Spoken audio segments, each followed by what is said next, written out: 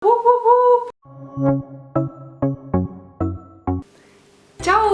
pole ammu näinud ja tere tulemast minu esimesse videosse Merrificuna. Nagu te juba selle video pealkirjast ilmselt aru saite, siis minu esimeseks videoks on üllataval kombel meigi video. Kuigi ma ei ole mingi meigi ekspert, aga minu esimene plaan ei ole lihtsalt veel teostuseni jõudnud.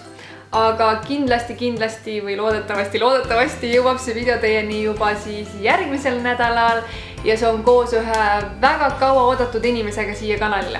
Ta on siin kanalil ka enne olnud, aga ta on nii-öelda pigem olnud nagu tagataustal ja mitte väga aktiivne minu videodes, nii et mina olen väga elevil ja väga põnevil ja loodan, et teie juba ka. Igatahes on siis tänane video meigi video, kus ma teen terve näo meigi, te juba näete seda lõpptulemust L'Oreali toodetega ja ma otsustasingi siis teha sellise uue sarja siin kanalil, kus ma teengi siis kogu näo meiki kasutades ainult ühe firma tooteid. Ühe firma tooteid.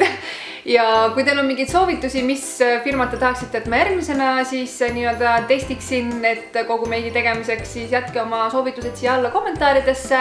Ega mul siis täna pikemat juttu sissejuhatuseks ei olegi. Mul on hea meel, et te siin tagasi olete ja siis täiskäigul edasi on.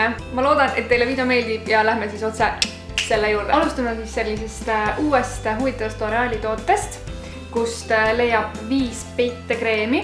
Ja siin on siis 3 sellist beežikat peitekreemi ja siis 2 värvi korrigeerivat peitekreemi. Ehk siis roheline käib punastele kohtadele ja lilla siis aitab nii-öelda sära lisada vajalikele kohtadele. Aga vaatame, mis sõjamaalinguid me sellega siis siin joonistada suudame.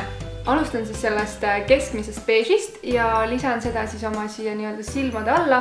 Mul ei ole küll tegelikult nii-öelda väga tumedad silmaalused, aga abiks ikka, ma arvan. Järgmisena liigume edasi siis lilla värvi juurde ja lillat paneme siis nendele kohtadele, mis tahaks, et nagu oleks säravamad. Ehk siis põhimõtteliselt võiks seda panna enda näo kõige nii-öelda kõrgematele kohtadele, et nina peale, otsa ette, lõua otsa siia muidu suu kohale. Nii, ja nüüd lähme siis rohelise kallale, millega ma siis peidan ilmselt enamus oma näost ära.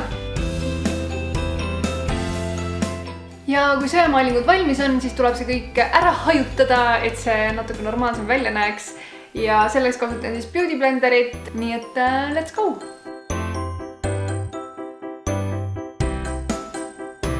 Ja next step on siis jumestuskreem ja see L'Oreali jumestuskreem on võib-olla isegi läbi aegade mu lemmik, aga hetkel kindla peale nagu lemmik jumestuskreem.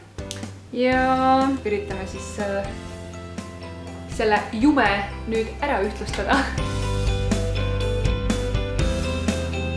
Kui põhi on valmis, siis peaks selle nüüd puudriga ära kinnitama ja kasutan siis L'Oreali True Match puudrit. Nüüd võiks endale ka kulmud joonistada ja selleks kasutan ma siis kulmupliiatsit, et see on selline huvitava otsaga siis kulmupliiats ja ma ei ole seda kunagi varem kasutanud, nii et vaatame, kuidas mul siis sellega see kulmude joonistamine üldse välja tuleb. Ja kui pliiatsiga on tehtud, siis teisel pool on selline huvitav hari, et sellega siis läbi kammides peaks jääma natukene selline loomulikum tulemus, et mitte nii joonistatud. Et mina näen küll päris korralikku vahet praegu ja mulle täitsa meeldib see lõpptulemus. Kulmud valmis, nüüd oleks aeg kasutada mingit lauvärvi, aga kuna ma avastasin, et mul ei ole L'Orealilt mitte ühtegi lauvärvi, siis ma kasutan hoopis nende highlighti sellist siis väikest paletti ja siin on tegelikult nagu 3 erinevat highlighti ja ma arvan, et ma panen seda äkki seda keskmist siit kõige tumedamat panen laugudele ja siis silmanurkadesse panen seda heledat. Tooteid võib ka kasutada erinevalt siis sellest, mis pakend ütleb. Tuleb tunnistada, et selline igapäevaseks silmameigiks täiesti piisav. Ja värvime need ripsmed ka siis lõpuks ära ja selleks kasutan ma siis Volume Million Lashes Fatale. Ripsmetuš peale, minul on jälle inimese tunne. Ma ei tea, kas teil on samamoodi, et nagu ilma ripsmeteta on täiesti selline nagu uimane ja unine nägu ja ei taha ennast kuhugi näole näidatagi. See võib olla ka ainus asi, mis ma endale näkku panen, aga see peab alati olema.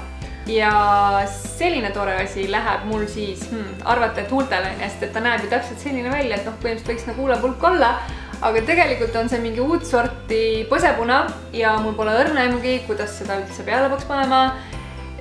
Ma nüüd proovin ja vaatame, kuidas see välja tuleb. Issand jumal. Aga nii, ei piisa või? Aga see on nagu väga pigmenteeritud, sest et ma panin seda nii natukene, nagu õrnalt tupsutasin ja see nii tugevasti peale. Ja nüüd ma kasutan sellist pisikest beauty blenderit, mis ongi siis mõeldud põsepunade jaoks. Ja vaatan, et kas mul õnnestub see siin siis ära blendida. Ja tundub, et täitsa õnnestus ausalt öeldes. Siuke väga nagu loomulik, siuke väike nagu pune jäi peale, et hästi mõnus värv. Et see vajab ilmselt natuke nagu harjutamist, sellise asja kasutamine, aga muidu nagu väga kihvt uut sorti toode jälle, mida nagu mina ei ole enne kasutanud. Ja kasutame seda highlighti siis nende kohtade peal, kuhu see käib. Ja huultele läheb siis Color Rich matt huulepulk värvis 103 Blush in a Rush. Ja see on selline hästi loomulik hele roosa toon. Ja teeme siis selle musu natukene roosamaks nüüd. Huulepulk on mega mõnus pehme nagu peale pannes.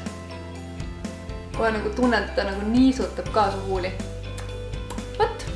Nii, ja selline saigi siis L'Oreali Full Face Make ja ma loodan, et teile meeldis see video, ma loodan, et te saite siit endale ehk mõne kasuliku nipi või mõne uue toote, mida te sooviksite proovida. Kui video meeldis, pöial püsti ja alt leiate muidugi selle punase subscribe nupukese ja selle kõrvalt ka siis pisikese kellanupukese, mida kindlasti vajutada, et te ikka alati esimestele muutest videotest teada saaksite.